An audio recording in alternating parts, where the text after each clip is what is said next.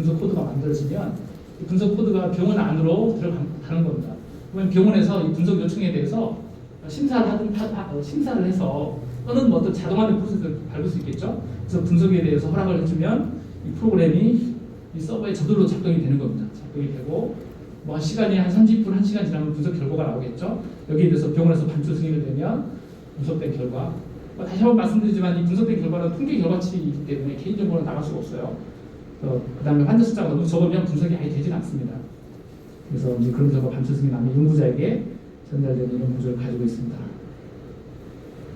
이 데이터 변환하는 과정은 보시면 이렇게 이제 사전 준비부터 시작해서 하드웨어, 소프트웨어 인프라 깔고 그다음에 어떻게 변환할지 실제 변환하고 변환 후에 데이터 검증까지 전체적으로 한 3달 정도가 걸리는데 요즘에 이 프로세스가 많이 짧아졌습니다.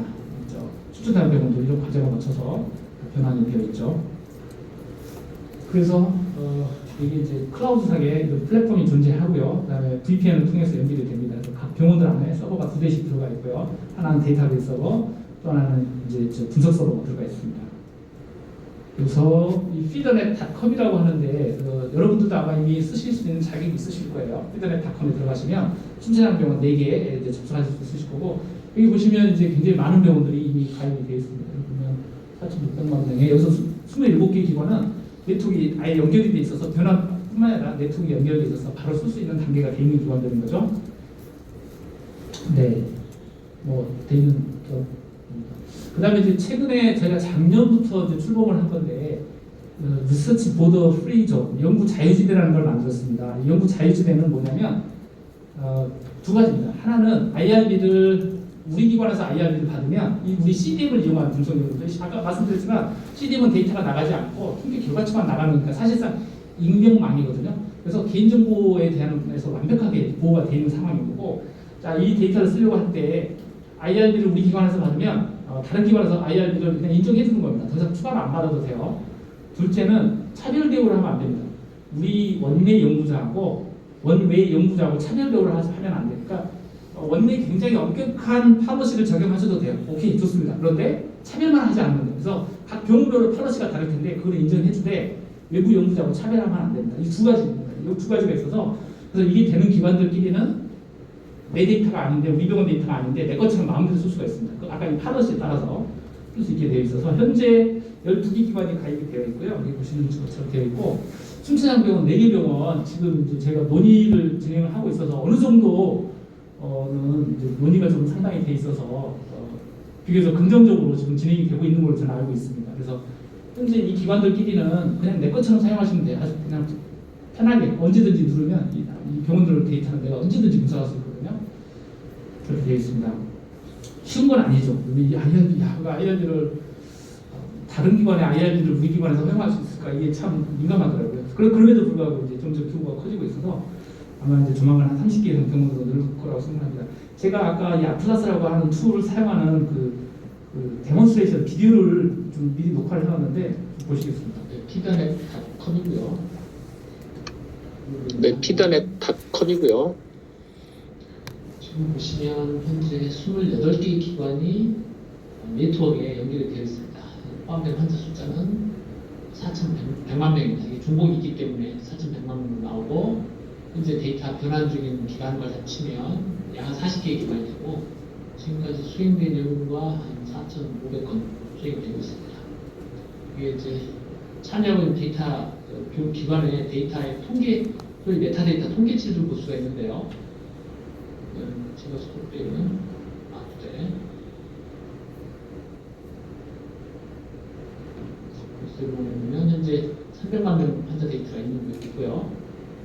조속하면 이제 환자 데이터를 보는 건 아니고 미리 분석해둔 통계치를 보는 겁니다. 이런 것들이 흔한 것들은 큰 박스로 나오고요. essential hypertension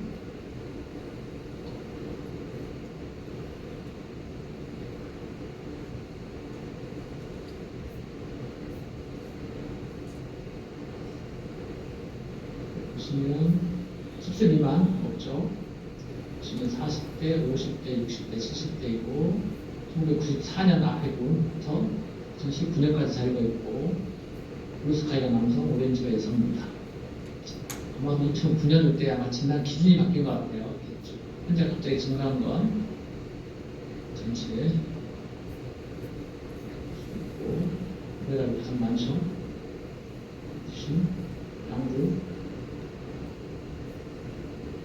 양구를 시스템별로 나눠져 있고요. 이렇게. 그래서 기본적으로 그 데이터에 대한 특징을 볼 수가 있습니다. 죄송합니다. 지금 중간 시간이 많지 않으니까 플러스는 필요에 따라서 조건들을 넣고 뺄 수가 있습니다. 여기서 보시는 것처럼 하나 올라왔죠. observation 이런 식으로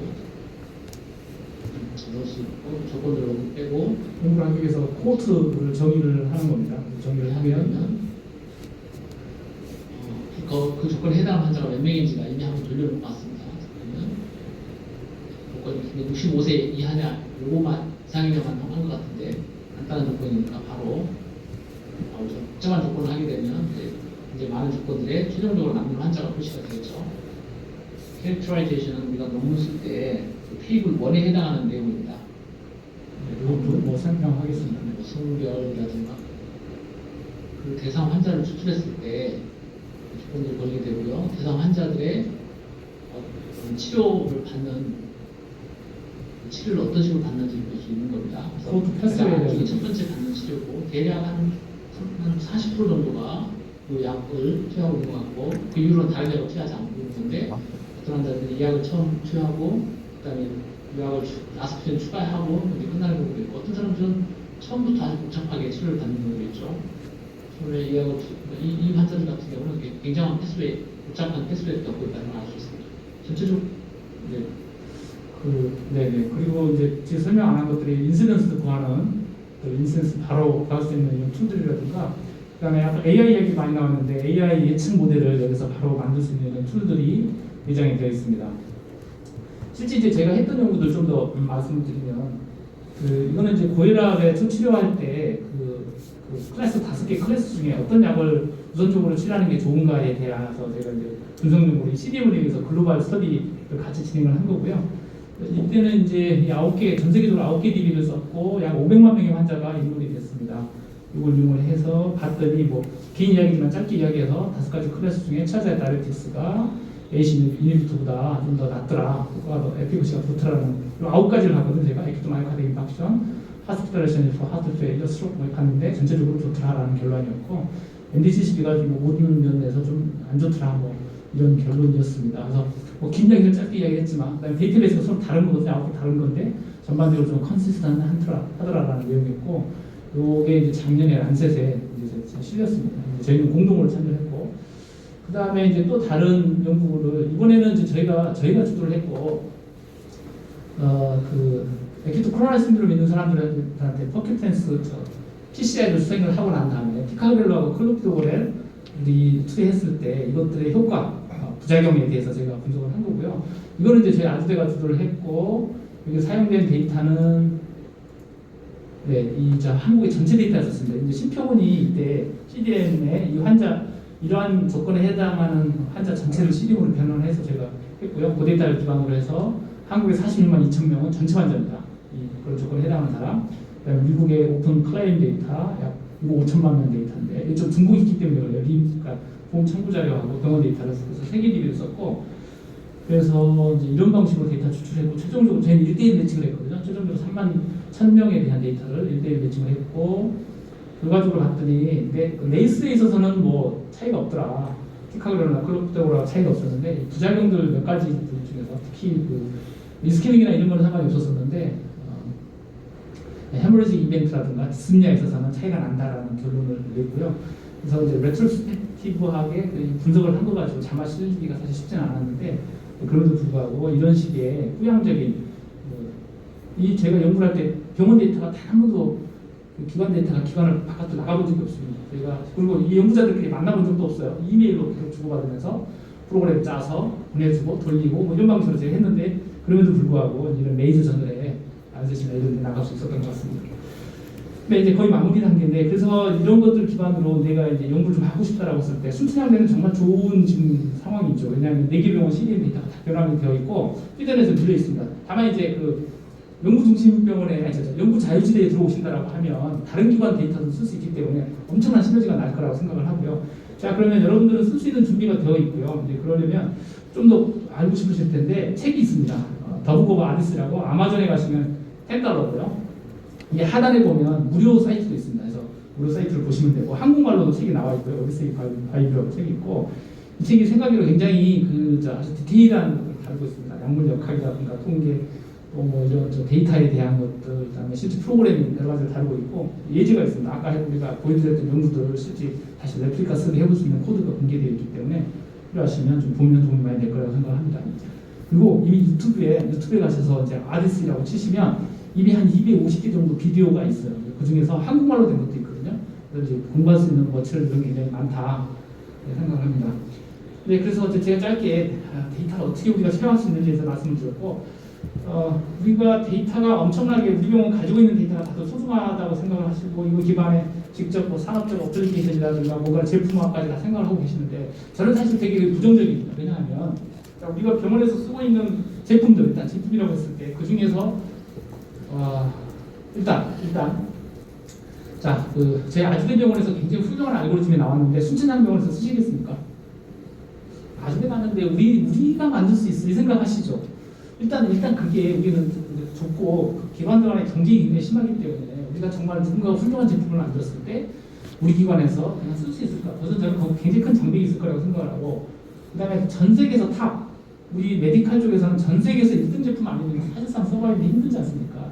그래서 그런 관점에 봤을 때 이러한 것들 기반의 혁신이 병원 안에서 우리가 직접 만든다기보다는 어떤 우리가 기업들에게 이러한 자료를 제공해주고 기업들이 혁신을 할 수 있도록 같이 협조해주는 모델이 돼야만 성공하고 사업적으로나 또는 학문적으로 성공할 수 있는 이런 제품들이 나올 수 있지 않을까 하는 저는 개인적인 생각을 가지고 있습니다. 이상으로 제 발표를 마치겠습니다. 네, 그 다양한 임상 빅데이터를